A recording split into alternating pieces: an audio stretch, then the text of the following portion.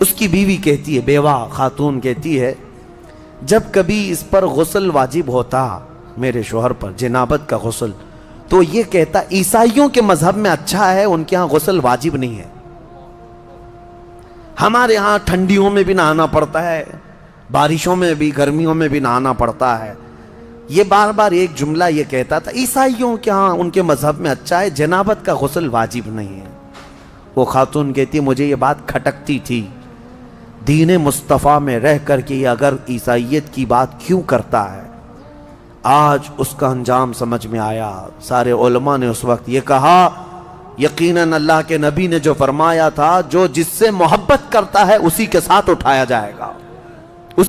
میں حضرت ابو حازم رحمۃ اللہ تعالی علیہ کی کتاب میں ایک حکایت پڑھ رہا تھا، میں نے فجر کے درس میں اس کو بیان بھی کیا تھا، بڑی حیرت کی بات ہے۔ اسی لیے کفار و مشرکین کی کسی چیز کو آپ تعریف میں بھی مت لو۔ مکہ مکرمہ میں حج کے دوران ایک شخص کا انتقال ہوا تو اس کو دفن کرنے کے لیے جہاں لے گئے وہ ایک عالم کی قبر تھی، وہ کھودی گئی، وہ لوگ جانتے تھے اس کو تو، لیکن وہاں وہ عالم نہیں تھا، ایک خوبصورت لڑکی سوئی ہوئی تھی قبر میں۔ تو حیرت میں آ گئے کہ اس عالم کی قبر میں لڑکی کیسے دفن ہو گئی، لوگ پریشان تھے۔ تو اتفاق سے وہاں ایک شخص جو حج پہ آیا تھا وہ لڑکی کو جانتا تھا، کہا یہ ہمارے علاقے کی، وہ جس ملک سے آیا تھا وہ کہتا ہے میں اس کو اچھی طرح جانتا ہوں، یہ پوری عیسائی لڑکی تھی، یہ کنورٹ ہوئی تھی، اسلام قبول کی تھی، لیکن اس کا پورا خاندان عیسائی ہے، میں اس کو اچھی طرح سے جانتا ہوں، اور اس نے اپنا ایمان چھپایا تھا اور کچھ دنوں پہلے یہ بیمار ہوئی، انتقال کر گئی، اس کو تو وہاں مرتے ہوئے ہم نے دیکھا، یہ یہاں کیسے ہے؟ لوگوں نے کہا تجھے شبہ تو نہیں ہو رہا؟ کہا نہیں، یقین ہے مجھے، پورا کا پورا یقین ہے۔ تو وہاں سب اور بھی دیگر علماء کو سب یہ باتیں پتہ چلی، تو پھر یہ بحث چھڑ گئی، تو پھر یہ عالم کہاں گیا جس کو دفن کیا گیا تھا، وہ عالم کہاں گیا؟ تو وہی جو حج پر آیا ہوا شخص تھا، اس نے کہا میں اپنے ملک جاتا ہوں، چند لوگوں کو میرے ساتھ بھیجو، میں اس لڑکی کے گھر والوں سے ملوا دوں گا۔ تو یہ گیا اپنے ملک اور اس لڑکی کے گھر والوں کے پاس گیا جو عیسائی تھے، کہا کہ تمہاری بیٹی فلاں فلاں کا انتقال ہوا؟ کہا ہاں۔ کہا ہم نے اس کو مکہ مکرمہ کے قبرستان میں دیکھا ہے۔ کہا ایسے کیسے ہو سکتا ہے، پاسبل نہیں، ہم نے تو اس کو اچھے آخری رسومات کے ساتھ اچھے طریقے سے دفن کیا اپنے قبرستان۔ تو یہ جو گئے ہوئے مسلمان تھے انہوں نے اصرار کیا کہ چلو تمہاری بیٹی، تمہاری لڑکی کی قبر کھود کر دیکھا جائے، کیا تم نے جو دفن کیا وہ وہی ہے؟ جب وہ لوگ آئے اصرار کے بعد، وہ قبر کھودی گئی جو عیسائی قبرستان میں تھا، تو قبر کھولنے کے بعد ایک حیرت انگیز منظر کہ وہ عالم یہاں لیٹا ہوا ہے عیسائی قبرستان میں، لاش بری طرح مسخ ہے، صحیح شکل نہیں ہے۔ لوگ دیکھ کر کے پہچان لیے کہ یہ مکہ میں جس کی قبر تھی وہ یہ ہے، یہ کیسے شفٹنگ کون کرتا ہے، کیا ہوا کیا تھا؟ بہرحال قبریں جیسی تھی ویسی کر دی گئی واپس۔ لوگوں میں یہ بحث چھڑ گئی کہ آخر یہ ایسا کیسے ہوا۔ اتنی بات تو سمجھ میں آ رہی تھی کہ یہ لڑکی اسلام سے محبت کرنے لگی، قرآن پڑھنے لگی تھی اور ایمان پہ انتقال ہوا، اس کا مکہ میں دفن ہو جانا تو سمجھ میں آ جاتا ہے کہ ہو سکتا ہے اس کو اللہ نے اعزازاً انعاماً جو ہے منتقل فرمایا ہو، لیکن یہ وہاں سے کیوں آیا مکہ سے؟ تو لوگ اس کے گھر گئے، اس کی بیوی تھی، بیوہ تھی، اس سے جا کر پوچھا تمہارے شوہر کے بارے میں کیا خیال ہے؟ کہتی ہے میرا شوہر تہجد گزار تھا، نمازی تھا، پابند تھا، سب کچھ اچھا تھا۔ لوگوں نے کہا کوئی ایسا عمل جو خلاف شرع یا کوئی ایسی چیز؟ کہا نہیں، وہ تو پابند آدمی تھا۔ کہا ہاں ایک چیز عورت بولتی ہے جو میں آپ کو بتانے لگا ہوں، جس کے لیے میں نے یہ واقعہ آپ کے سامنے رکھا۔ اس کی بیوی کہتی ہے، بیوہ خاتون کہتی ہے، جب کبھی اس پر غسل واجب ہوتا میرے شوہر پر، جنابت کا غسل، تو یہ کہتا عیسائیوں کے مذہب میں اچھا ہے، ان کے ہاں غسل واجب نہیں ہے، ہمارے ہاں ٹھنڈیوں میں بھی نہانا پڑتا ہے، بارشوں میں بھی، گرمیوں میں بھی نہانا پڑتا ہے۔ یہ بار بار ایک جملہ یہ کہتا تھا، عیسائیوں کے ہاں ان کے مذہب میں اچھا ہے، جنابت کا غسل واجب نہیں ہے۔ وہ خاتون کہتی مجھے یہ بات کھٹکتی تھی، دین مصطفیٰ میں رہ کر کے اگر عیسائیت کی بات کیوں کرتا ہے، آج اس کا انجام سمجھ میں آیا۔ سارے علماء نے اس وقت یہ کہا یقیناً اللہ کے نبی نے جو فرمایا تھا جو جس سے محبت کرتا ہے اسی کے ساتھ اٹھایا جائے گا، اسی کے ساتھ اٹھایا جائے گا۔ اسی لیے میرے عزیزو، صحابہ کی جو صفت تھی اس پر عمل کرو، اشداء علی الکفار رحماء بینہم۔ ہاں تمہارے دین میں کوئی کمی رہ گئی ہے؟ مصطفیٰ کریم صلی اللہ علیہ وسلم کے اخلاق میں کوئی کمی ہے جو تمہیں دوسروں کی تعریف کرنی پڑے؟ الحمدللہ میرا دین کامل ہے۔ مصطفیٰ کریم صلی اللہ علیہ وسلم کو دیا ہوا دین ایسا کامل بلکہ اکمل ہے جس میں ایک شوشہ بھی نہیں چھوڑا گیا ہے، قیامت تک کے لیے دین ہے۔ میں چیلنج کے ساتھ کہہ سکتا ہوں پوری دنیا کے دیگر ادیان کو لاؤ، کچھ تو مدون بھی نہیں ہے، لکھے ہوئے بھی نہیں ہے، بس ایسی اندھا دھند چل رہے ہیں کئی دن۔ کچھ مذہب جو ہے صرف افواہوں پر چل رہے ہیں، کچھ مذہب ہیں جن کی کتابیں ہیں، جن کے ہاں لا ہیں، لیکن سب کو لا کر کے بتا دو، میں بتاؤں گا اسلام کے علاوہ کوئی کمپلیٹ ہے ہی نہیں، کمپلیٹ نہیں ہے۔ میرے عزیزو، جس کے پاس سب کچھ ہے اسے یہ سب دیکھنے کی ضرورت نہیں۔ بہرحال صحابہ اکرام رضوان اللہ تعالی علیہم اجمعین کی یہ صفت اللہ ہمیں عطا فرمائے، اشداء علی الکفار رحماء بینہم۔ امام اہل سنت فاضل بریلوی رحمۃ اللہ علیہ کی بات یاد آتی ہے کہ آپ کو ایک بار درد قولنج ہوا۔ درد قولنج جو ہوتا ہے یہ پیٹ میں مروڑ پیدا ہوتی اور ایسی سخت درد کہ ہر چیز پھیکی لگنے لگ جائے، کڑوی لگنے لگ جائے۔ اعلیٰ حضرت فرماتے ہیں میں ایک دن سے بیمار ایسا تھا کہ صرف نماز کے وقت میں وہ درد کم ہوتا، ظہر پڑا اس کے بعد پھر شدت کا درد، عصر پڑا پھر شدت کا درد، مغرب پڑا شدت کا درد۔ وہ لیٹے ہوئے تھے، علاج بھی چل رہا ہے۔ دوسرا دن گزر گیا، اعلیٰ حضرت فرماتے ہیں ایسا لگتا تھا کہ اس پیٹ کے درد سے جو ہے موت قریب آ جائے گی، اتنا سخت درد تھا۔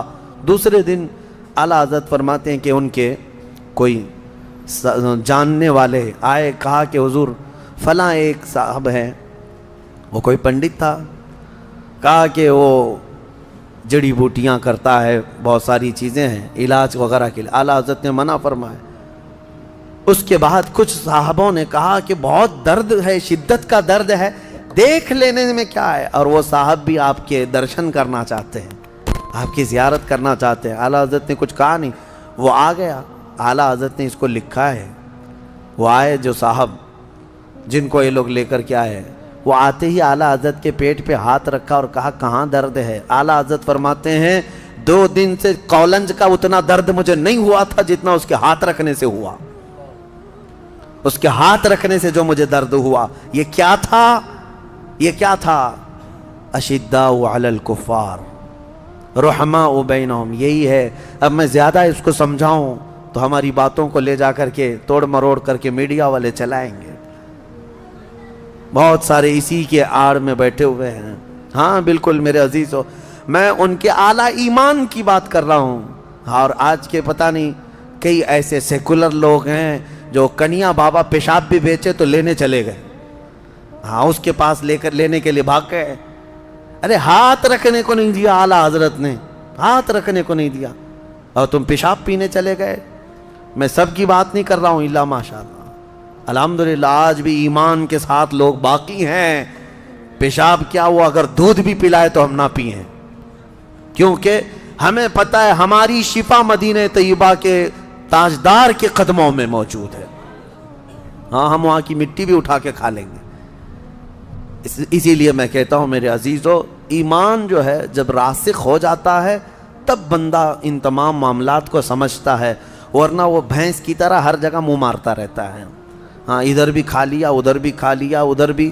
جس کو کہا گیا ہے کہ رات کو لکڑیاں جمع کرنے والا جو آدمی ہوتا ہے نا، رات میں لکڑیاں جمع، وہ کیا کرتا ہے، ایک ٹوکرا لیتا ہے اور ٹکڑے جمع کرتا رہتا ہے لکڑی، اور صبح پتہ چلتا ہے کتنے گوبر کے ٹکڑے جمع کیا ہے، کتنے پتھر ہیں، کتنی لکڑیاں ہیں، کتنا لوہا ہے، کچھ بھی نہیں، وہ سب جمع کر لیا تھا ٹوکرے میں۔ کیوں؟ اندھیرا تھا۔ اسی لیے کہتے ہیں عشق رسول کا اجالا ہو تو تمہارے ٹوکرے میں کوئی ٹکڑا گوبر کا نہیں آئے گا، جو جمع کرو گے وہ انشاءاللہ ایمان کے ساتھ ہی جمع کرو گے۔ اللہ کریم ہمیں اہل ایمان کی صحبت عطا فرمائے۔ سورہ حجرات میں مختصر اس میں دو چند باتیں عرض کروں کیونکہ احکام بہت سارے ہیں سورہ حجرات میں، بس 2 آیتیں اگر آپ سن لیں۔ اللہ فرماتا ہے اے ایمان والو اللہ اور اس کے رسول کے آگے مت بڑھو۔ دوسری آیت ہے اے ایمان والو نبی کی آواز پر اپنی آوازیں بلند مت کرو، لا ترفعوا اصواتکم فوق صوت النبی ولا تجہروا له بالقول کجہر بعضکم لبعض، اور نبی کو ایسے مت پکارو جیسے آپس میں ایک دوسرے کو پکارتے ہو ورنہ تمہارے اعمال ضائع ہو جائیں گے۔ ایک صحابی حضرت قیس تھے جن کا سنائی کم دیتا تھا ان کو، اور وہ اونچا بولتے تھے، جس کے کان کم سنائی دیتے ہیں وہ زور سے بولتے ہیں۔ حضور کی مجلس میں وہ بیٹھتے، حضور سے بلند آواز سے پوچھتے تھے یا رسول اللہ کیا کہا آپ نے؟ اللہ کو یہ ادا بھی پسند نہیں آئی۔ رب تعالیٰ نے آیت نازل فرمائی کہ نبی کی بارگاہ میں بلند آواز سے بات نہ کرو۔ آج بھی یہ آیت میرے آقا کی جالیوں پر لکھی ہوئی ہے، آج بھی ہے، آج بھی ہے۔ لوگوں وہاں سے گزرنے کے وقت آج بھی وہی احکام ہیں۔ نفس گم کردہ می آیت جنید و با یزیدیں جا، کہا گیا ادب گاہست زیر آسمان از عرش نازک تر، آسمان کے نیچے ایک ایسی جگہ ہے جو عرش سے بھی نازک ہے، یہاں جنید بغدادی اور بایزید بسطامی جیسے اولیاء آتے ہیں، اپنی سانسیں روک لیتے ہیں بارگاہ مصطفیٰ میں کہ نکلنے والی سانسوں سے کہیں روضہ رسول کی بے حرمتی نہ ہو جائے۔ پکارنا چلانا تو الگ بات ہے۔ تو یہاں کے آداب قرآن میں اللہ نے بیان فرمایا۔ وہ صحابی جب ان کو پتہ چلا کہ یہ آیت نازل ہو گئی تو وہ گھر میں بیٹھے رہ گئے، 40 دن تک روتے رہ گئے، بہت روئے کہ یہ آیت میرے ہی لیے نازل ہوئی۔ پھر دوسری آیت آئی ان الذین یغضون اصواتهم عند رسول اللہ، بے شک وہ لوگ جو اپنی آوازیں پست رکھتے ہیں، دھیمی رکھتے ہیں اللہ کے رسول کے نزدیک، اولئک الذین امتحن اللہ قلوبہم للتقوی، یہ وہ لوگ ہیں جن کے دلوں کو اللہ نے تقوی کے لیے چن لیا ہے۔ اور ادب بھی تو دیکھیں اللہ نے کیا فرمایا، جب نبی کے حجرے کے پاس جائیں، میرے گھر کے پاس آئیں گے تو آپ کیا کہیں گے؟ پکاریں گے، میرا نام لے کر پکاریں گے، کہیں گے حضرت حضرت، آپ کے ہاں میں جاؤں گا تو آپ کا نام لے کر پکاروں گا۔ لیکن حجرے کے میں حضور کے حجرے کے پاس جائیں تو اللہ کیا فرماتا ہے ان الذین ینادونک من وراء الحجرات اکثرهم لا یعقلون، جو رسول اللہ کے حجرے کے باہر، حضور کے گھر کے باہر آ کر پکارتے ہیں ان کا نام لے کر، ان میں اکثر عقل والے لوگ نہیں ہیں، تو نہ پکاریں حضور کو۔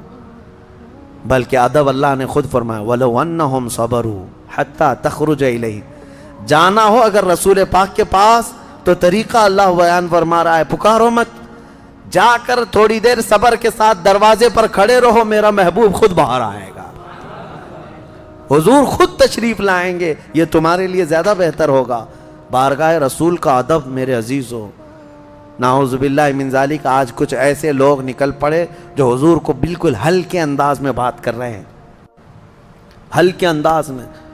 کئی ایسے سوشل میڈیا کے جو دانشور کہلاتے ہیں، اب اسکالر بنے ہوئے ہیں اسلام کے، ان لوگوں نے نبی پاک کا بھی صحابہ کا بھی ایسے انداز میں نام لینا شروع کیا، نعوذ باللہ، جو عام لوگ بھی اپنا نام اس طرح نہیں لیتے، عام لوگ بھی ایک دوسرے کا نام نہیں لیتے۔ حضور پاک صلی اللہ علیہ وسلم کے متعلق اس طرح کہنا کہ وہ آج کے زمانے کا چھوکرا ہم کو سمجھائے گا۔ منافقین نے اگرچہ یہ بات کہی تھی لیکن تم کس انداز سے کہو گے اس کو؟ منافقین اگر یہ کہتے تھے تو لوگ آج اس کو اس انداز میں بات کر رہے ہیں۔ صحابہ کا ادب دیکھو گے، حضور پاک صلی اللہ علیہ وسلم کے پاس جب بات کرتے تھے تو یوں کہتے بھی ابی انت و امی یا رسول اللہ، میرے ماں اور میرے باپ آپ پر قربان ہوں اللہ کے رسول، اس کے بعد پھر بات کرتے تھے۔ بہرحال سورہ حجرات میں اللہ تعالیٰ نے جو فرمایا، ایک حکم یہ بھی ہے اے ایمان والو، جب کوئی فاسق تمہارے پاس خبر لائے تو اس کی تحقیق کر لو پہلے کہ صحیح ہے یا نہیں خبر، ورنہ تم جیسے یہ واٹس اپ کے لیے یہ ہے، یہ حکم یہاں کے لیے بھی فٹ ہے کہ ادھر سے آیا ادھر فارورڈ ہوا، ادھر سے آیا ادھر فارورڈ ہوا، اور پتہ ہی نہیں کہاں سے آیا کہاں تک چل رہا ہے۔ ایمان والے یہ کام نہ کریں۔ یا ایھا الذین آمنوا ان جاءکم فاسق بنبأ فتبینوا، اللہ نے فرمایا اے ایمان والو جب تمہارے پاس کوئی فاسق خبر لے کر کے آئے تو اس کی تحقیق کر لو. میں سمجھتا ہوں یہ واٹس ایپ بڑا فاسق ہے, یہ فاسق ہی تو ہے, کیونکہ اس کے پاس کوئی شرائط عدل ہے نہیں. ادھر کی ادھر اس میں سب چیزیں آتی ہیں, اچھی بھی بری بھی, لیکن تمہاری ذمہ داری ہے تحقیق کر لو.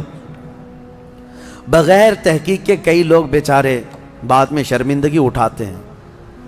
اللہ نے اس میں آیت میں فرمایا فَتُصْبِحُوا عَلَى مَا فَعَلْتُمْ نَادِمِينَ, کہیں ایسا نہ ہو کہ تم شرمندہ ہو جاؤ اپنے کیے پر.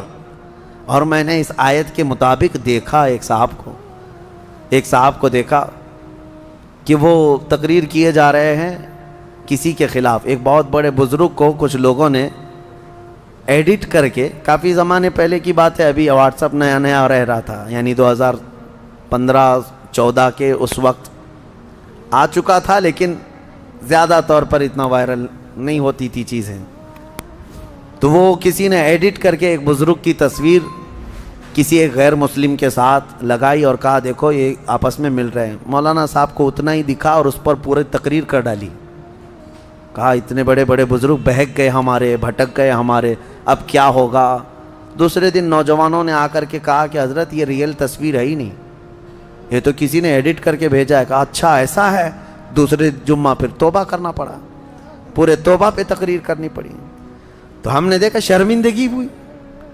یہ ہوتا ہے کہ ہمارے کیے پر بعد میں شرمندگی ہوگی. فاسق جب کوئی خبر لائے تو تحقیق کرو اس کی. اور اللہ تعالیٰ نے فرمایا وَلَا تَنَابَزُوا بِالْأَلْقَابِ, لوگوں کو برے ناموں سے مت پکارو, برے ناموں سے مت پکارو. اور اللہ نے یہ بھی فرمایا اے ایمان والو بہت زیادہ بدگمانی کرنے سے بچو. کسی کے بھی بارے میں بدگمانی کرنا اور غیبت کرنے کے بارے میں اللہ نے فرمایا کہ کیا تم میں سے کوئی یہ چاہتا ہے کہ تمہارے مرے ہوئے بھائی کا گوشت کھائے. جو مسلمان کسی مسلمان کی غیبت کرتا ہے وہ اپنے مردہ بھائی کا گوشت کھاتا ہے. اللہ کریم ہم سب کو ان تمام سیئ افعال سے محفوظ فرمائے, ہمیں عشق رسول کی دولت عطا فرمائے. دعا یہی ہے کہ مولا کریم تیرے رسول کے جلووں میں زندگی عطا فرما اور ان کے قدموں میں موت عطا فرما. وآخر دعوانا ان الحمد للہ رب العالمین.